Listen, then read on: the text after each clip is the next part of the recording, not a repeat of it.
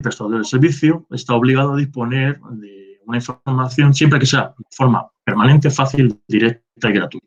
Yo, de verdad, y además lo podéis ver vosotros si navegáis, yo he visto auténticos despropósitos en el aviso legal, es decir, avisos legales que desaparecen cuando pinchas en nuestra página web, dentro del mismo site, avisos legales que cuesta muchísimo encontrarlos, pueden saber dónde está, e incluso dentro del aviso legal identificarse, ¿no? Y decir, y no sabes en definitiva quién está detrás de esa página web, ¿no? La información que se suministra, ¿cuál es? Pues lo podéis ver en un aviso legal. No suele ser una información de tipo general, es decir, lo que es de tipo identificativo, pues el nombre, el NIF o CIF, domicilio completo, si tienes alguno, a un 18 domicilio, pues por lo menos uno, el correo electrónico y también una cosa muy interesante que no se suele poner son los códigos de conducta. Si tienes una profesión regulada, tienes la obligación de poner ese tipo de información en esa parte, ¿no? En ese aviso legal. Por ejemplo, en el caso de los abogados, pues ponemos los datos del colegio profesional al que estamos inscritos, el número de colegiado, el título que se expidió, si se expidió en la Unión Europea o no, ¿vale? Y sobre todo las normas aplicables. En nuestro caso, por ejemplo, si lo veis en nuestro aviso legal, ponemos los códigos deontológicos y los códigos en general que regulan la profesión de la abogacía. Si eres una persona jurídica, pues obviamente los datos del registro mercantil. Otra cosa que veo que nunca se pone y no entiendo por qué, porque es una información que es pública y que por otro lado se puede adquirir de cualquier otra manera, ¿no? Pero hay gente que no lo pone, cosa que no lo entiendo. Y luego lo que os he comentado antes, si tienes algún tipo de autorización administrativa especial para ejercer esta actividad, pues lo tienes que indicar. Es decir, si eres un farmacéutico, porque es una farmacia online, pues tienes que poner el colegiado, título y, sobre todo, el órgano competente encargado de su supervisión. ¿Esto por qué es? Pues porque se tiene que reclamar a alguien para que sepa el usuario a quién tiene que dar.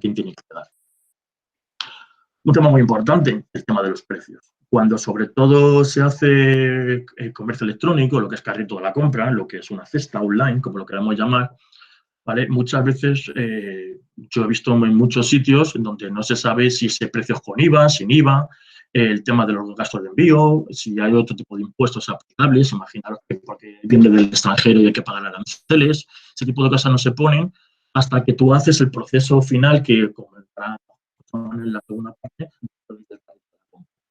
¿Vale? Entonces, tú esa información la tienes que tener del primer momento clara en tu página web por la sencilla razón de que condiciona a lo que es la compra. ¿Vale? Podría producirse lo que se llama un vicio de consentimiento. Con lo cual tienes que poner todo ese tipo de información. Lo que comentaba antes, la situación debe ser en una página web, como hemos dicho antes, que esté en un sitio pues, que sea de forma permanente, fácil, directo y gratuito. ¿Vale? La forma más común es decir aviso legal, porque ya os digo que es lo que se ha venido manifestando siempre, pero se puede manifestar bajo otro nombre, otra nomenclatura, siempre y cuando quede claro de que efectivamente estamos ahí, ¿no?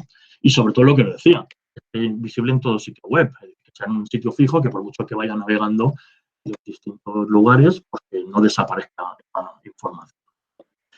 ¿Vale? Existe también una obligación para los servicios, los prestadores de los servicios de intermediación, ¿vale? Que esos son pues, esos servicios como sin más lejos los buscadores, como Google. Si un órgano competente, que suele ser un juez o en su caso un órgano administrativo, ordena la interrupción de los servicios o la retirada de determinados contenidos, como suele pasar sobre todo en materia de propiedad intelectual, ¿vale? También puede ordenar ese mismo órgano a los prestadores de servicio la supresión del servicio o esa retirada de los contenidos. ¿Qué quiere decir esto? Si le han dicho a una página con contenidos, vamos a decir, ilegales, que tiene que quitar esos contenidos, la página que indexa o que lleva a ese contenido, ¿vale? También tiene que suspender o retirar, en su caso, este tipo de acuerdo. También existe ayer precisamente, curiosamente, hablaba con un operador, con un ISP, ¿no? Estaba elaborando el contrato y hablábamos de esto, ¿no? Información de seguridad. Tienes que informar sobre la seguridad que tienen tus servicios. ¿Vale? Es decir, puedes dar una información de, por ejemplo, cómo aumentar la seguridad, cómo protegerte de los virus, del spam, etcétera, etcétera. las medidas de seguridad de tus servicios, que va también un poco relacionado con la normativa de privacidad, las herramientas distintas que tienen para el filtrado de contenidos y, sobre todo, que es lo que suele poner en los contratos, las responsabilidades por el uso ilícito, ya no de Internet, lo he puesto de una forma genérica, sino de los contenidos que cuelgas en este caso en Internet, ¿no?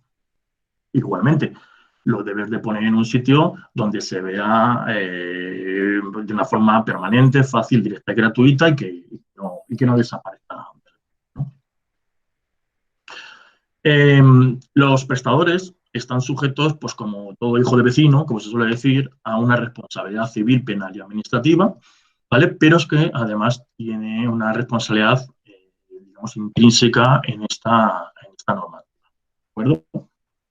Por ejemplo, los operadores de redes e ISPs, lo que comentaba antes, que tengan una actividad de transmisión de datos que facilite el acceso a contenidos, no es responsable nunca por la información transmitida. ¿Esto qué quiere decir? Un operador de telecomunicaciones no tiene por qué, de hecho, resulta bastante complicado, por no decir imposible, saber todo lo que viaja por su red de telecomunicaciones, ¿no? Lo será, es decir, será responsable cuando, obviamente, ellos sean los culpables de ese contenido, de esa transmisión, cuando ellos hayan modificado los datos de esa transmisión o seleccionado los datos o los destinatarios de los datos. Esto se entiende muy bien, sobre todo en el negocio de la televisión, ¿vale? La televisión que antes era satélite por cable, era sobre todo por IPTV, pues es responsable en tanto en cuanto un operador, por ejemplo, bueno, pues recibe un servicio de un partido de fútbol, imaginaros, ¿vale?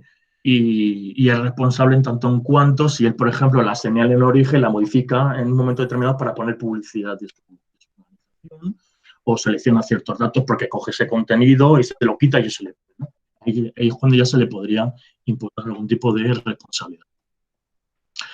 Los servicios de proxy, los responsables de los prestadores de copia temporal de datos, ¿vale? Como hemos dicho, pues no son responsables si no modifican la información, ¿vale? No modifican la información que están, el proceso de cabo lo que hace es, un espejo, más que un espejo, perdón, es un pequeño caché donde se almacenan las páginas web para que el usuario, en definitiva, pueda acceder de una forma más rápida y más directa, ¿no? Entonces no serán responsables si no modifican la información que están copiando, por así decirlo, y la norma para proyectar la información, si no infieren en la tecnología, es decir, si ellos para hacer eso, esa copia, no utilizan otro tipo de tecnología diferente, y tampoco serán responsables si retiran la información, y esto es importante, cuando ha sido retirada del lugar inicial. Es decir, si en el lugar inicial, por viendo lo que hemos dicho antes, alguien determina que hay que quitar ciertos contenidos, el que lo copia también debería de retirarlo. Si no lo copia, obviamente incurrirá en una responsabilidad. Los hosters, pues 3/4 de lo mismo. Es decir, los hosters que son los que almacenan las páginas web, ya sea en régimen de hosting o de housing, pues igualmente no serán responsables de la información almacenada a petición del destinatario, ¿vale? No lo serán, pues igual que antes, si no tienen conocimiento efectivo de que la actividad o información es ilícita o lesiona los derechos. O si teniendo el conocimiento de esa ilicitud, actúa con diligencia para retirar los datos o hacer imposible su acceso. Creo que está bastante claro. Es decir, un hoster igual le pasa igual que un ISP. Él no puede saber todo lo que almacena en su que no deja de ser un equipo, unos ordenadores para entendernos, ¿vale? Y bueno, pues ese tipo de responsabilidades que os he comentado les influye así, ¿no? Luego los buscadores tienen un régimen más o menos parecido, ¿vale? Y los que facilitan enlaces. Ahí es donde viene un poco la polémica que tenemos con los famosos webs de enlaces de contenidos de propiedad intelectual, ¿no? No es responsable igualmente de la información que dirijan a los destinatarios. Es muy importante. Es decir, una página que tenga contenidos de ese tipo no es responsable, ¿vale? Salvo si efectivamente, como hemos dicho antes, no tiene conocimiento efectivo de la actividad o información es ilícita o lesionante. Es decir, si una página está colgando los contenidos y él no cree o no sabe, mejor dicho, no tiene conocimiento efectivo de que ese contenido está sujeto, por ejemplo, a propiedad intelectual, no es responsable. Si lo sabe, entonces sí que lo es, ¿vale? Y se le puede caer además el equipo, ¿vale? Y pues, que sería la segunda parte. Si tiene conocimiento de esa ilicitud, actúa con diligencia para suprimir o inutilizar el enlace o el link correspondiente. ¿vale? Esta parte, que ya es la última, si no me equivoco, que me toca a mí daros, es lo que se regula, como os he dicho antes, como se dice vulgarmente, el tema del scam, el spam. El spam que se tiene como algo negativo, pero que está permitido, ¿vale? Porque, de hecho, las comunicaciones electrónicas lo hemos hecho toda la vida y la comunicación comercial se ha hecho también toda la vida y como veremos ahora, hasta puede ser consentida, ¿vale? Como veis, se rige, obviamente, también por esta normativa, por la LSSI. Luego también, pues como hemos dicho anteriormente, también tiene una normativa propia y vigente en materia comercial y de publicidad. Y también tiene mucha importancia, y de hecho una de las últimas modificaciones que se hizo en este sentido fue precisamente el reglamento. Bueno, pues en cualquier comunicación electrónica, el usuario tiene que tener la percepción de que efectivamente lo es. Es decir, no le están comunicando otra cosa, nada más que vamos a decirlo en un lenguaje llano, una publicidad, ¿no? Es como cuando tú abras el buzón de correos de tu casa, ¿vale? Y tú cuando abres y ves una publicidad de una marca de un supermercado, pues sabes que te están enviando publicidad. No te debes encontrar, o no es lícito, que tú abres una carta con un sello y te encuentres publicidad. Esto es más o menos igual, ¿vale? Tú tienes que recibir un correo electrónico donde claramente se vea que es publicidad. En la antigüedad de los inicios de la ley, hay que dar cuenta que fue del año 2002, que ya ha llovido bastante, Internet no estaba tan desarrollado, pero sí estaban empezando a darse fenómenos de publicidad como pueden ser el SMS. Por eso antes, si os acordáis, los más mayores del lugar, recibías un SMS diciendo publi y la publicidad en concreto, que estaba muy limitado a los caracteres del SMS, ¿no? Eso ya no es necesario. Simplemente que, bueno, pues que quede claro. ¿Cómo queda claro? Por ejemplo, identificando en primer momento la persona física o jurídica en nombre del cual se realiza. Porque digo en el nombre del cual puede haber un sistema, como puede ser MailChimp, por ejemplo, que lo hace ese sistema, pero lo está publicitando en nombre de la empresa que lo contrata, ¿vale? Entonces, pues bueno, pues sí, es parecido al tema de las páginas web. Tienes que decir claramente tu denominación social en el caso de una persona jurídica o el nombre y apellido del quien remite eso o de quien representa. El domicilio, correo electrónico y o teléfono de contacto, ¿vale? Y todo ese tipo de cuestiones identificativas. Bien. ¿Qué está prohibido y qué no está prohibido? Es decir, ¿cómo podemos enviar una comunicación comercial sin que se considere legalmente spam, que el spam es lo que no está prohibido? Pues exactamente lo prohibido son las que, sobre todo, no hayan sido previamente solicitadas o expresamente autorizadas por el destinatario de los mismos. ¿Qué quiere decir esto? Pues que el destinatario, si te dice quiero que me envíes publicidad, ¿vale? O que expresamente yo te pregunte a ti, oye, ¿quieres que te envíe publicidad? Y me digas sí, ¿vale? Entonces, eso es lo que estaría habilitado, lo que sería legal, lo que sería legal, ¿vale? Eso ya se contemplaba en la última modificación del Reglamento de Protección de Datos, bueno, perdón, cuando entró en vigor el Reglamento de Protección de Datos, cuando recibimos todos los europeos comunicaciones comerciales pidiéndonos nuestro permiso para seguir enviándonos comunicaciones comerciales. Pero ahí existió una controversia importante que es la que comento aquí, ¿vale? Porque mucha gente lo que hizo fue enviar el permiso de las comunicaciones comerciales cuando previamente ya te lo habían otorgado.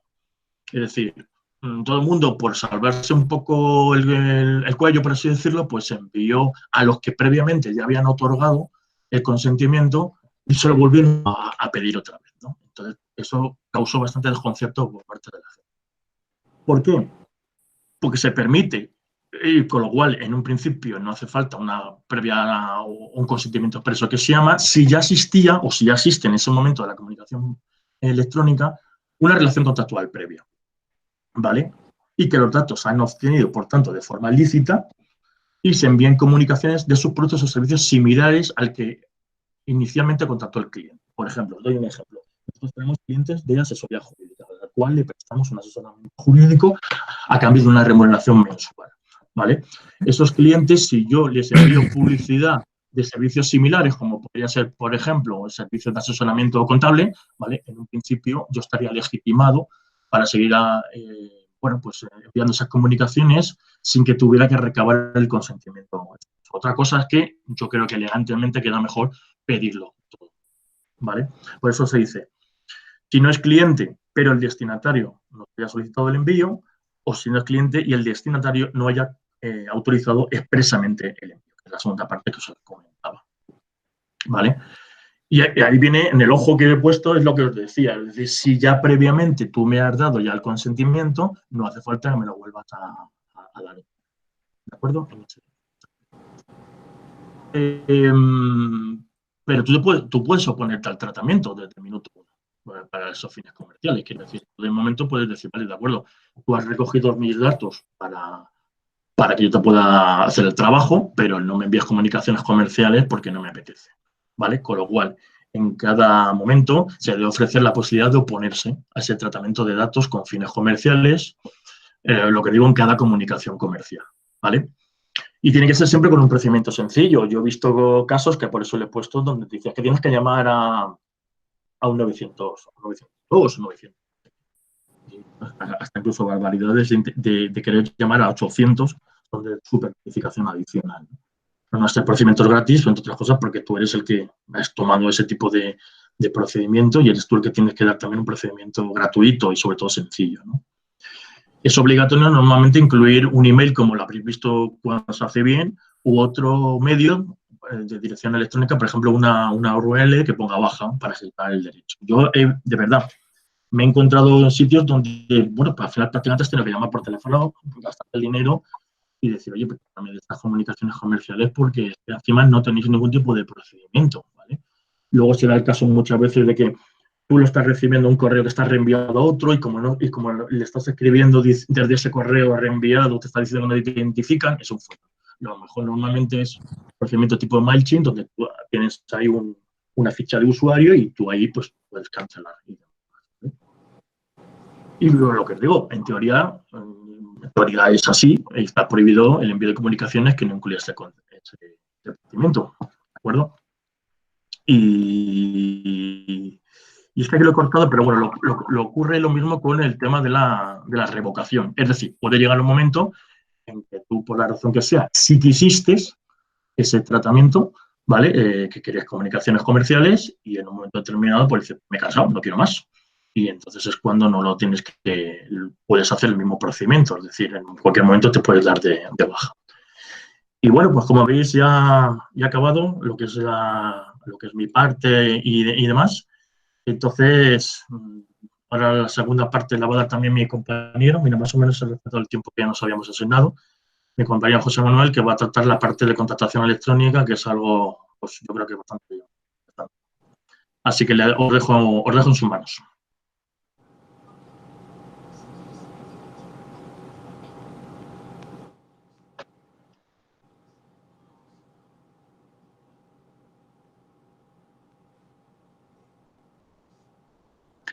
Bueno, buenas tardes de nuevo.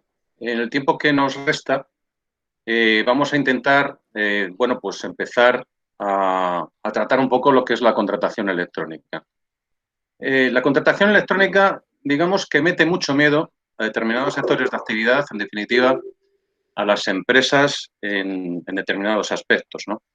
¿Por qué? Pues porque evidentemente la técnica, la tecnología nueva, las leyes como la LSSI, etcétera, digamos que ponen un muro en la mayoría de los casos que no tienen o no tienen el asesoramiento adecuado para actuar con este tipo de contratación. Sin embargo, lo que pretendemos con esto es que desmitificar un poco lo que es la contratación electrónica, porque no es tan fiero el león como lo pintan, ¿no? La contratación electrónica, los contratos son perfectamente válidos, igual que el resto de los contratos que se celebran según el ordenamiento jurídico vigente. ¿Qué normativa les afecta? Pues, como hemos dicho antes, la LSSICE, los códigos civiles de comercio, las normas civiles o mercantiles sobre los contratos y las normas de protección sobre consumidores y usuarios. Es decir, en definitiva, excepto la LSSCI, que no es, digamos, aplicable en la contratación in situ, la contratación normal, digámoslo así, el resto son normas que afectan a todos los contratos. ¿Cuáles son los requisitos para la validez en principio? En principio, no se necesita un acuerdo previo para utilizar medios electrónicos en una contratación. Y en cuanto a la norma habitual, es que los contratos tienen que ser escritos, ¿no? Tienen que constar por escrito. Pero este requisito, esta exigencia, se entenderá satisfecho en la contratación electrónica cuando exista un soporte magnético. Por tanto, no hay mayor tipo de problema para que el contrato sea válido. No se aplica la ley SSI a los contratos relativos a derecho, familia y sucesiones. Parece que es lógico, ¿no? Porque están dentro de un ámbito mucho más restringido. Como regla general, y ahora vamos a afrontar algo que es importante, aquí es la prueba, sobre todo en procedimientos judiciales, claro, de la existencia de esos contratos, pues a la contratación electrónica. Las reglas generales son que la celebración de esos contratos, por tanto, la asunción de esas obligaciones, están reflejadas en las reglas generales del ordenamiento jurídico, como ya he dicho antes. O sea, no hay ningún tipo de especificidad, si bien es aplicable, como hemos dicho, la ley SSI. ¿Cómo se firman estos contratos? ¿O cómo se da validez a su celebración? Pues evidentemente con la firma electrónica por un lado. Evidentemente la firma electrónica está basada en la ley de firma electrónica, valga la redundancia, que es la ley 59/2003 del 19 de diciembre, y puede haber dos clases de firma electrónica. Una que es la denominada avanzada, que permite identificar al firmante y detectar cualquier cambio ulterior de los datos firmados, o la firma electrónica reconocida. Da un paso más. Es la firma electrónica avanzada, pero basada en un certificado reconocido y generada mediante un dispositivo seguro de creación de firma. Por tanto, y como consecuencia de esto, tiene el mismo valor, exactamente el mismo valor que la firma manuscrita. Por otro lado, en otro orden de cosas, el soporte electrónico, el soporte magnético, va a causar prueba en juicio como prueba documental. Es decir, no habrá un contrato, digamos, en papel, pero sí hay soporte electrónico que acredite que se ha celebrado ese contrato, será admisible como prueba en juicio. También se pueden utilizar los terceros de confianza. Sabemos que los notarios dan fe pública a aquellos contratos de escrituras públicas que se celebran entre partes, con compraventas, cualquier tipo de actuación jurídica, digamos, que tiene la fe pública notarial, que evidentemente es la que vincula a terceros. En este caso, digamos que se asimilan a los notarios, la fe pública, los llamados terceros de confianza. Estas son entidades que lo que hacen es archivar las declaraciones de voluntad de las partes que integran esos contratos electrónicos y, por tanto, consignan fecha y hora, es decir, dan fe, de alguna manera, de la fecha y hora en que se celebran esas comunicaciones, se celebran esos contratos y, por tanto, tienen, digamos, que son esos terceros que son también importantes en un procedimiento judicial. Digamos, es que estos terceros de confianza tienen que guardar esas declaraciones de voluntad al menos durante 5 años, ¿no? Vamos a establecer 3 clases de requisitos. Unos son los precontractuales, otros son los contractuales y otros son los postcontractuales. Todos ellos tienen suma importancia. Ninguno puede obviarse en una contratación electrónica. Y quizás este sea el secreto realmente de hacer las cosas bien, ¿no? El prestador de servicios tiene que dar una serie de información antes de iniciar la contratación. Requisitos, por tanto, precontractuales. ¿Qué información? Pues los trámites que deben seguirse para la celebración del contrato, si el documento se va a archivar, si ese contrato se va a celebrar o se va a archivar, mejor dicho, como documento electrónico, si va a estar accesible, bien en el área de usuario, si se envía por email, etcétera, o bien si existen medios técnicos para detectar y corregir errores, cosa que es frecuente, se pueden cometer errores, evidentemente, como en los contratos normales, y la lengua o lenguas en las que podrá formalizarse el contrato. Ya adelanto que en cualquier caso siempre tendrá que ir en idioma español. Bien.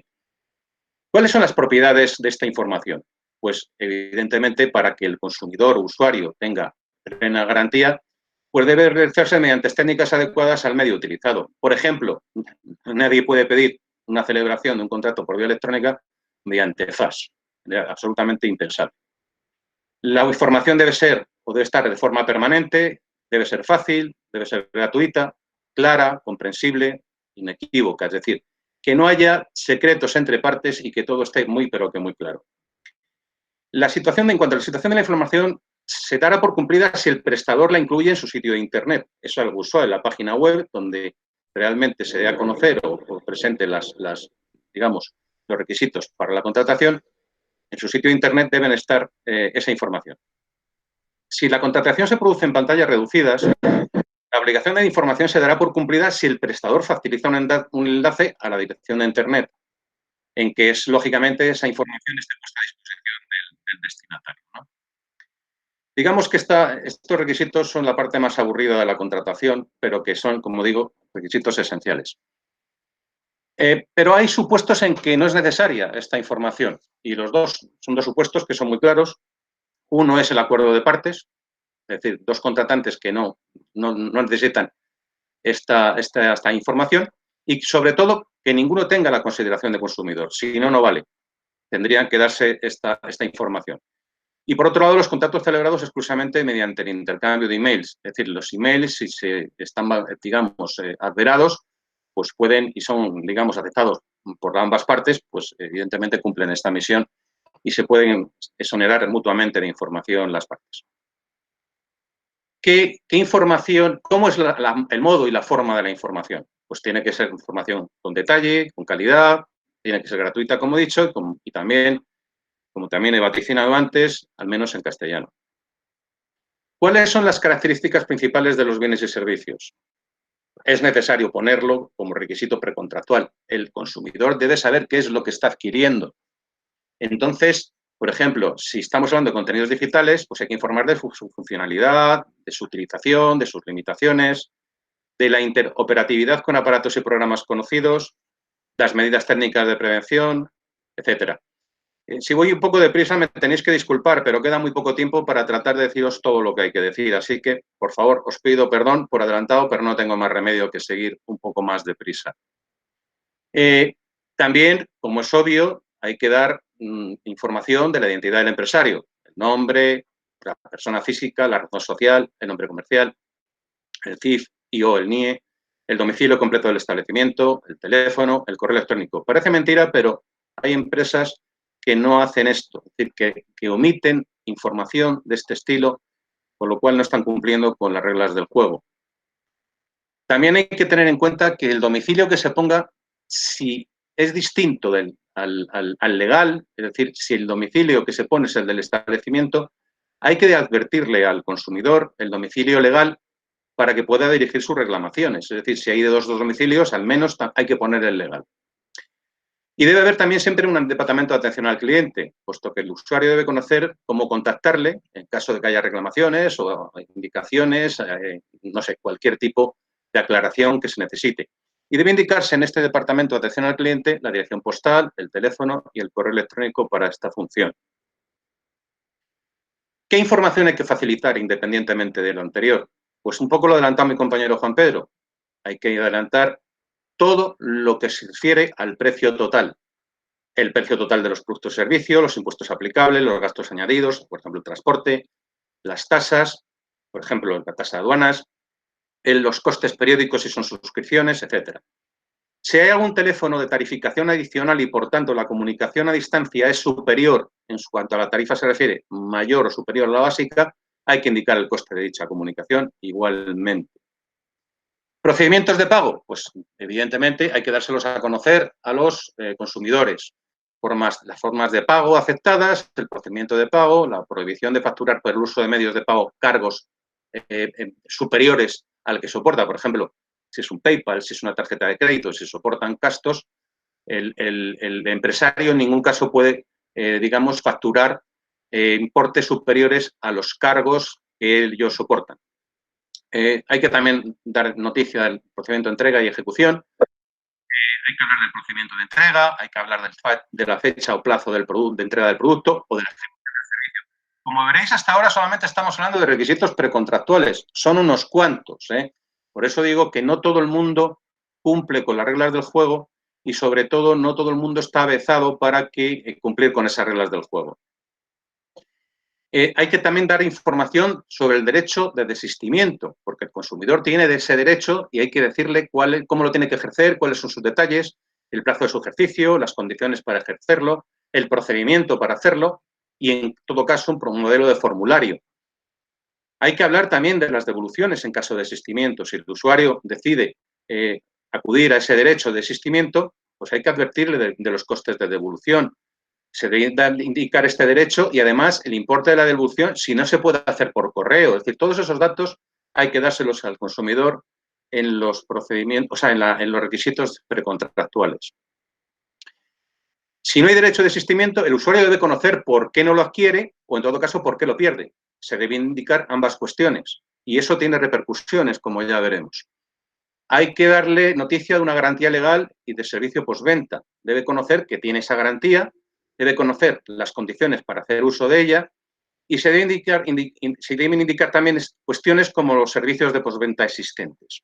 También, como ha dicho anteriormente Juan Pedro, es conveniente que el usuario deba conocer los códigos de conducta, si es que existen, pertinentes en el sitio web, que evidentemente sirven de base para esa contratación y cómo pueden revisarlos. En cuanto a la duración del contrato y los compromisos, es evidente que también deben conocerse como requisito precontractual. Debe conocer la duración del contrato, la duración mínima que existe, que no es lo mismo que la duración total del contrato, y, por tanto, se debe conocer ambas cuestiones, así como sus prórrogas contractuales, si son tácitas, si son expresas, y, asimismo, las condiciones de resolución. También las garantías financieras. Si existen garantías financieras que debe prestar el usuario, debe conocerlas. ¿Qué tiene que aportar? ¿Qué tiene que pagar? Etcétera. Los costes o gastos no informados, si no se informan, o sea, si no están informados en estos requisitos precontractuales, el usuario no tendrá obligación de abonarlos. Ojo con esto porque es importante. Y la carga de la prueba, en relación con todos estos requisitos, incumbe al empresario, como casi siempre, ¿no?, en estos casos. ¿Qué información? Ahora entramos ya en los requisitos contractuales. ¿Qué información es necesaria para el contrato? Pues, evidentemente, hay que incorporar todos estos requisitos precontractuales que acabamos de hablar. Es decir, para no hacerlo más largo, hay que poner la información precontractual, al menos en castellano, en la forma que ya hemos dicho que lo vamos a hacer en esos requisitos precontractuales, y ponerlos a disposición del consumidor con la técnica utilizada anteriormente. Y en términos, como hemos dicho también, claros y totalmente comprensibles. Hay que poner un botón de envío de pedido. Ojo, hay que asegurarse de esta obligación para que el usuario, parece una perogrullada, pero es así, el usuario, el consumidor, debe saber que el pedido lleva una obligación de pago. Y si no se indica esa obligación de pago, si no hay ese botón de envío de pedido, pues el usuario no estará obligado al pago, lo cual nos podemos llevar muchas sorpresas en este sentido. También debemos hablarle en estos requisitos contractuales si hay restricciones de entrega y de pago. Además, se debe indicar también las modalidades de pago afectadas.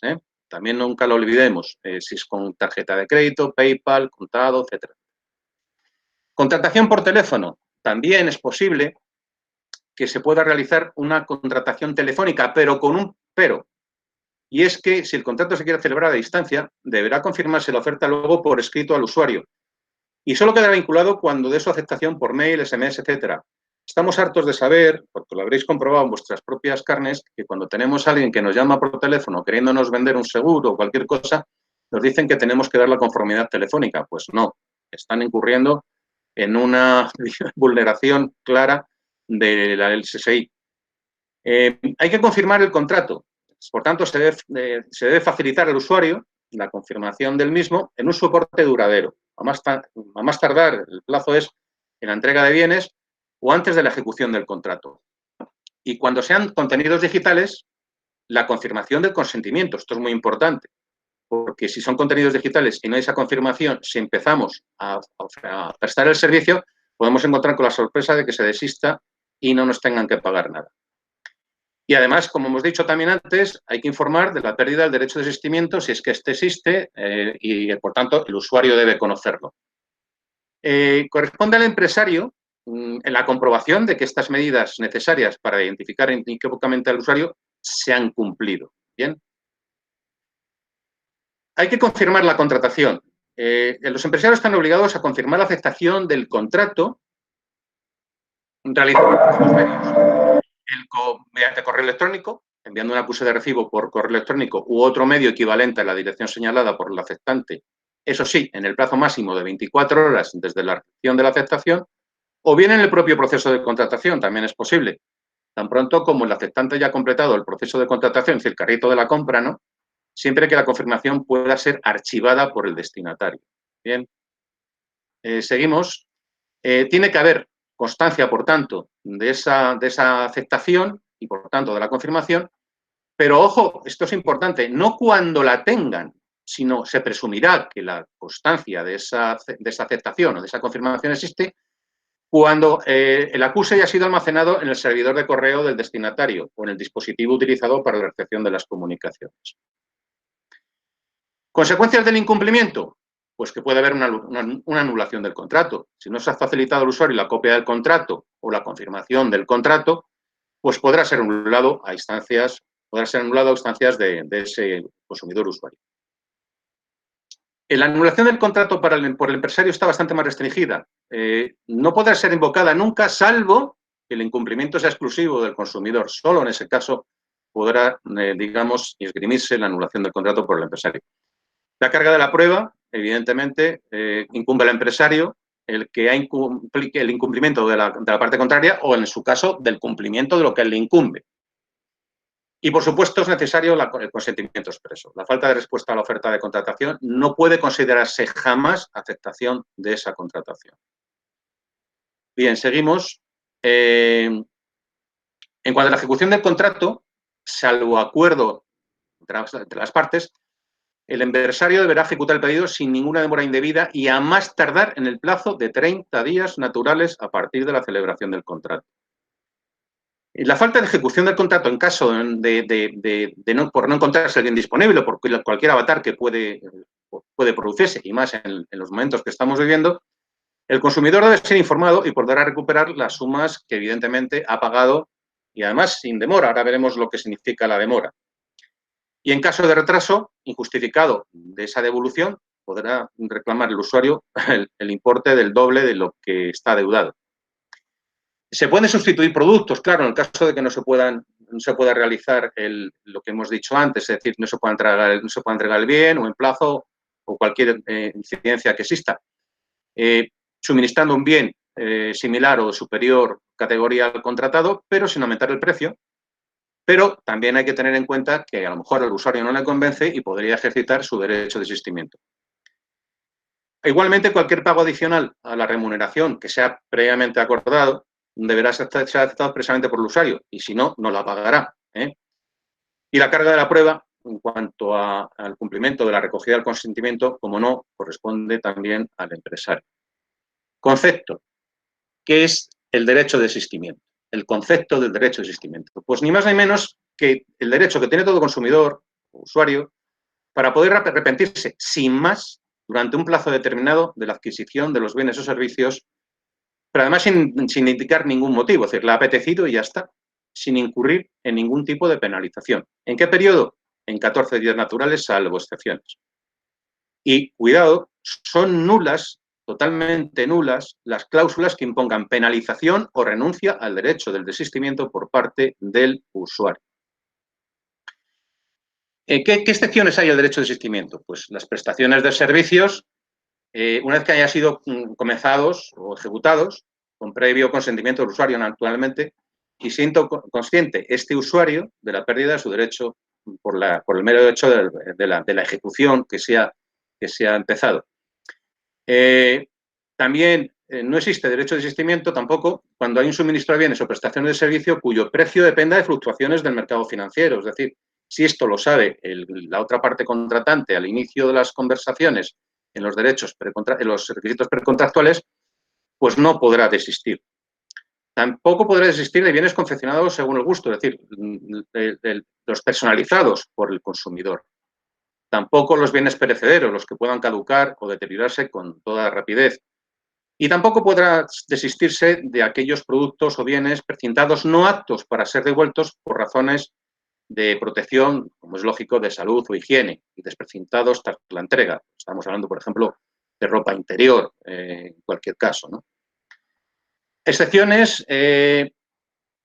También del derecho de desistimiento, pues aquellos que después de su entrega y por su naturaleza, pues hayan mezclado con otros bienes, ¿no?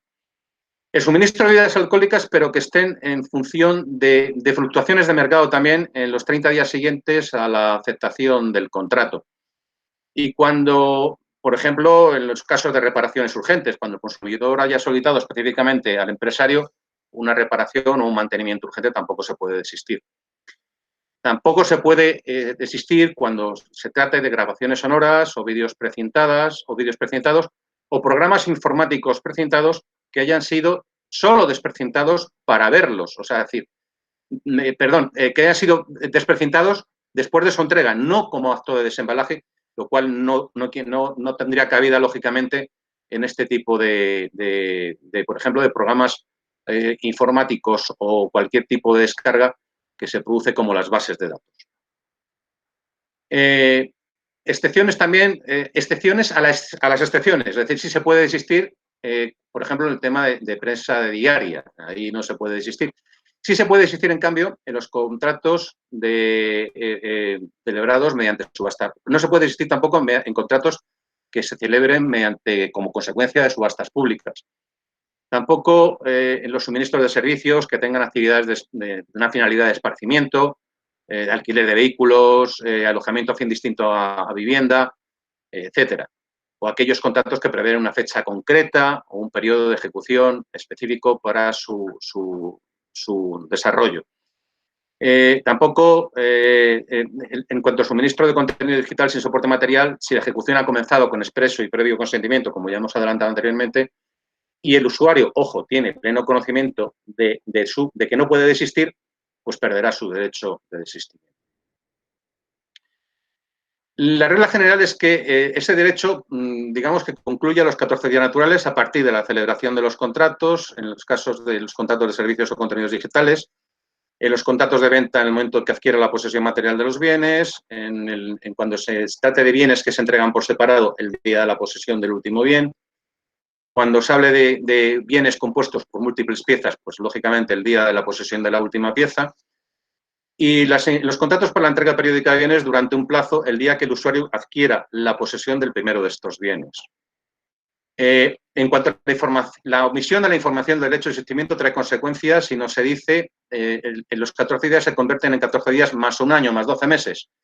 Salvo que, evidentemente, durante ese transcurso de 12 meses, el empresario, digamos, que se dé cuenta del error cometido y entonces informe de ese derecho de desistimiento y en ese caso expirará los 14 días naturales desde que el consumidor recibe esa información. El ejercicio del derecho, digamos, que será comunicado al empresario por parte del consumidor y utilizará el modelo formulario que se le haya facilitado. Puedo utilizar otro tipo de comunicación, burofax, por ejemplo. Y además del formulario, pues puede cumplimentarse otro de tipo electrónico que también pueda realmente facilitar el empresario. Y este tendrá la obligación, sin ningún tipo de demora, acusar recibo de ese desistimiento. Las consecuencias es que el contrato se extingue y la carga de la prueba, en este caso del desistimiento, sí recae en el consumidor y usuario como novedad, no es lo normal. En cuanto a el empresario tiene que reembolsar lo que ya ha cobrado en el máximo plazo de 14 días naturales desde que haya sido informado del desistimiento. El retraso en la devolución podrá ser objeto de reclamación de daños y perjuicios. Y en cuanto a la entrega, si el usuario ha seleccionado expresamente una modalidad de entrega diferente a la modalidad menos costosa, por ejemplo, un correo normal, el empresario no estará obligado a reembolsar los costes adicionales que se deriven. Eso sí, el empresario tiene derecho a retener el reembolso dentro de los plazos marcados hasta que no haya recibido los bienes evidentemente desistidos o hasta que el usuario no presente una prueba de esa devolución. Esto es importante también si hay un contrato de financiación, de crédito, que esté vinculado a esta ejecución de contrato, a estos bienes entregados, etcétera, pues el derecho de desistimiento también implica la resolución del crédito sin penalización alguna. El plazo para realizar la devolución, como hemos dicho, será de 14 días a partir de la decisión que haya tomado el usuario, y los costes de devolución serán por cuenta, eso sí, de dicho usuario. No hay disminución del valor por el mero hecho de que el usuario desembale el bien del cual desiste, y la omisión de algún requisito que se haya omitido tanto en las condiciones de contratación como en las precontractuales, si trae consecuencias en cuanto que si no ha dado previamente el consentimiento del usuario, si no es consciente de la renuncia a sus derechos de asistimiento y la empresa no ha confirmado al usuario el contrato celebrado, evidentemente no se asumirá por este usuario el coste de suministro total o parcial de contenido digital que no se presta en soporte material.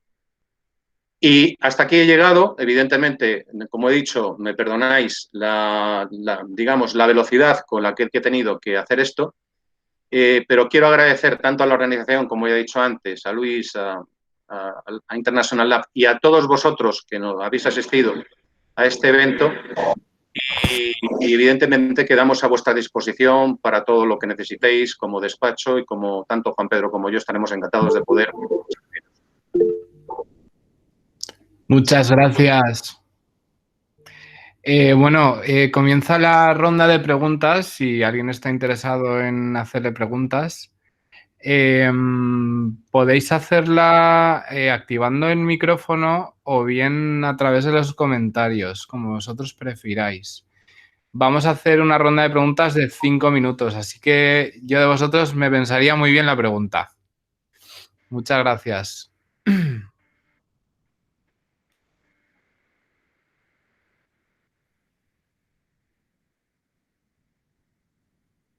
¿Nadie está por la labor de hacer alguna pregunta?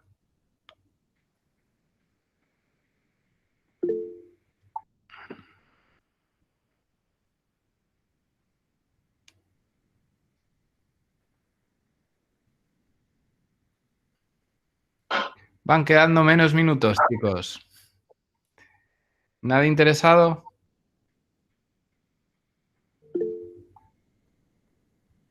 Brian.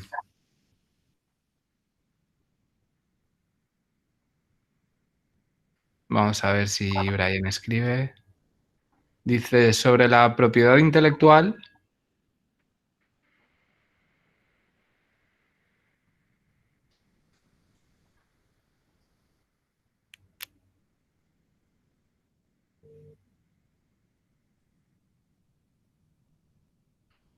Vamos a ver. Dice, sobre la propiedad intelectual, ¿es plagio si hago un curso de cocina y luego doy las recetas con un toque mío?